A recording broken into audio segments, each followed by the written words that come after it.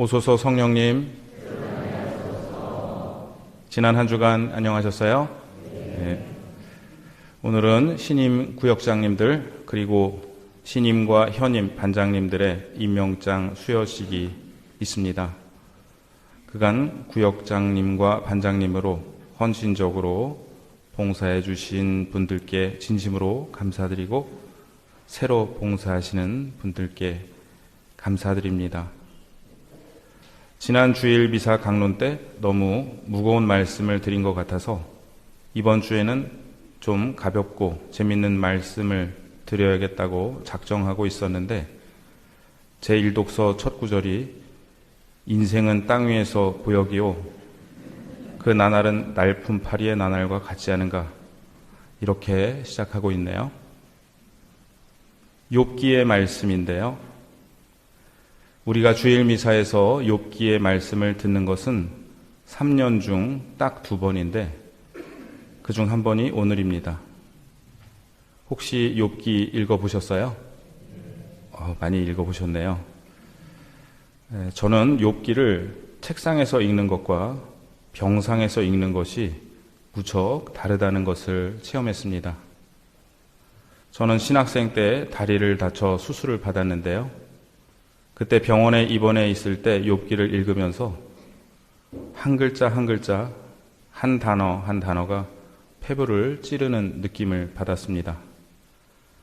같은 성경 말씀이라도 어떤 상황에서 어떤 마음 자세로 읽느냐에 따라 느낌이 무척 다른 것 같습니다. 욥기는 무죄한 이의 고통이라는 매우 어려운 주제를 다루고 있습니다. 무죄한 이가 세상에 예수님 말고 어디에 있겠습니까? 욥기가 말하는 것은 고통의 원인이 죄가 아닌 사람의 고통입니다. 우리는 흔히 고통의 원인이 죄라고 생각하는 경향이 있습니다. 실제로 어떤 고통의 원인은 죄이기도 합니다. 내가 잘못해서 고통을 받을 때가 있습니다. 그런데 이것은 하느님께서 하늘 위에서 지켜보고 계시다가 야, 쟤 죄 짓는다. 고통 하나 내려보내라. 이렇게 천사를 시켜서 하늘에서 고통을 내리시는 것이 아니라 내가 마트에서 1+1 상품을 구매하듯이 죄와 고통이 결합된 1+1 상품을 구매하는 것입니다.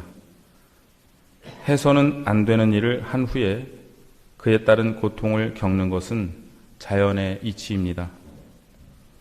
그런데 우리는 모든 고통이 죄의 결과인 것은 아니라는 사실 또한 알고 있습니다.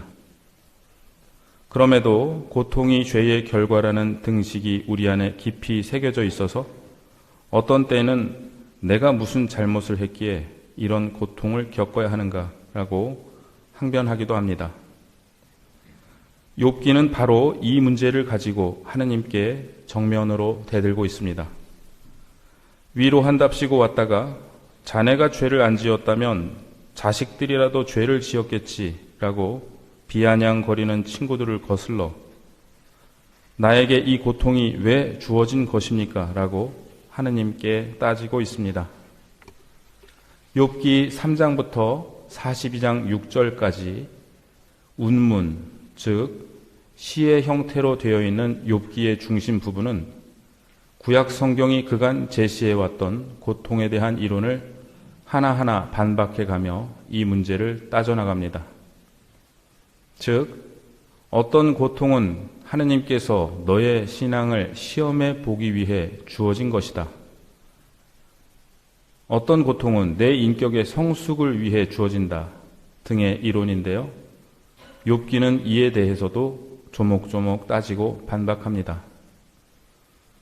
본래 시의 형태로 존재하던 욥기의 중심 부분에다가 후대에 어떤 사람이 앞뒤로 산문을 배치함으로써 욥이 겪은 고통의 원인과 결말을 제시했는데 엉뚱하게도 하느님이 사탄과 내기를 하는 바람에 욥이 고통을 겪은 것이라는 욥기의 주제와 너무도 동떨어진 이야기를 하고야 말았습니다. 유대인 철학자 마르틴 부버는 욥기에 나오는 하느님의 상을 네 가지로 구분했는데요. 첫 번째는 사탄과 내기를 하는 하느님입니다. 두 번째는 욥의 친구들이 얘기하는 인과 응보에 철저히 매여 계신 하느님이고, 세 번째는 욥의 외침에도 불구하고 당신의 얼굴을 숨기시는 하느님, 네 번째는 욥기 후반부에 등장하는 폭풍 속에서 말씀하시는 하느님입니다. 마르틴 부버는 이 중 세 번째와 네 번째가 욥기의 주제와 가까운 하느님 상이라고 말합니다. 이에 비해 사탄과 내기하는 하느님은 작은 신화적 우상이며, 욥의 친구들이 말하는 하느님은 거대한 이상의 우상이라고 말합니다. 그렇다면 욥기는 고통에 대해 어떤 대답을 하고 있을까요? 마르틴 부버는 하느님은 당신 자신을 대답으로 제시하신다고 말합니다.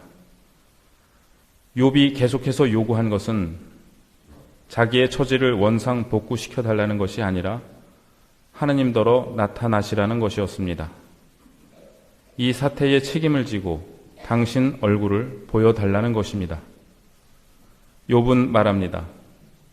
내 살갗이 이토록 벗겨진 뒤에라도 이 내 몸으로 나는 하느님을 보리라. 마침내 하느님은 정말로 나타나셨습니다. 하느님께서 하신 말씀이 우리가 이해하기에 어렵지만, 욥은 당신의 모습을 드러내신 하느님께 당신에 대하여 귀로만 들어왔던 이 몸, 이제는 제 눈이 당신을 베었습니다 라고 말씀드립니다. 욥의 고통은 여기서 그쳤습니다. 하느님을 뵙는 순간 다른 어떤 대답과 위로가 필요하지 않게 되었습니다. 오늘 복음 환호송에서 우리는 그리스도 우리의 병고 떠맡으시고 우리의 질병 짊어지셨네 라고 노래했습니다. 하느님께서 인간으로 오셔서 우리의 아픔을 짊어지셨다는 것이 우리의 믿음입니다. 예수님께서는 이 세상에 고통의 의미를 새롭게 설명해 주러 오신 것이 아니라 당신의 얼굴을 보여주시기 위해 우리와 함께 고통을 짊어지고 계신 당신의 얼굴을 보여주시기 위해 오셨습니다. 오늘 복음에서 예수님께서는 열병으로 누워있던 시몬의 장모를 고쳐주시는데요. 당시 열병은 목숨을 앗아갈 수도 있는 심각한 질병이었습니다. 고대시대 사람들은 우리에게 위협적인 영들이 우주를 다스리고 있다고 생각했습니다. 예수님께서 인간을 해방하시고 회복시키신 것이 사람들에게는 병을 일으키는 나쁜 영들을 쫓아내시는 행위로 보였습니다. 저녁이 되고 해가 지자 사람들은 병든 이들과 마귀 들린 이들을 모두 예수님께 데려옵니다. 이제 안식일이 끝났기 때문에 사람들은 마음껏 병자들을 데려올 수 있었습니다. 예수님께서는 많은 사람을 고쳐주시고 많은 마귀를 쫓아내십니다. 다음 날 새벽 예수님께서는 외딴 곳에서 기도하고 계셨습니다. 모두 스승님을 찾고 있습니다라는 말에 예수님께서는 다른 이웃 고을들을 찾아가자 그곳에도 내가 복음을 선포해야 한다라고 말씀하시며 그곳을 떠나십니다. 카파르나움 사람들은 예수님을 평생 자기 가족의 주치의로 모시고 싶었을 것입니다. 그러나 예수님은 모든 사람의 병을 낫게 하러 세상에 오신 것이 아닙니다. 복음을 전하고 마귀를 쫓아냄으로써 하나님 나라가 가까이 왔다는 것을 선포하기 위해 오셨습니다. 예수님께서 시몬의 장모를 고쳐주신 것은 매우 상징적인 일입니다. 예수님께서 손을 잡아 일으키시니 열이 가십니다. 여기서 일으키시니라는 말은 예수님 부활 때 다시 등장합니다. 천사들은 여인들에게 그분께서 일으켜지셨다라고 말합니다.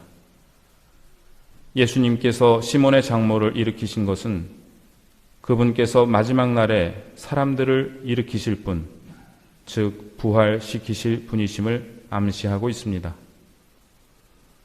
욥이 던진 질문은 이제 해결이 된 것일까요? 질병과 고통에 대한 우리의 의문이 다 해결된 것은 아닙니다. 욥과 같이 우리도 많은 질문을 안고 살아갑니다. 그런데 한 가지 중요한 것은 욥이 그처럼 대담하게 하나님께 대들 수 있었던 까닭은 욥 안에 이미 하나님이 계셨기 때문이라는 것입니다. 그러기에 하나님께서는 진정성 있는 욥의 질문을 당신께 대한 친구들의 위선적인 변호보다 더 마음에 들어 하셨습니다. 이제 예수님께서 우리 안에서 우리와 함께 외치십니다. 우리의 병고를 떠맡으시고 우리의 질병을 짊어지신 분, 우리는 그분께 희망을 둡니다. 우리가 아픔 중에 있을 때 그분께서 우리를 일으켜 주실 것입니다.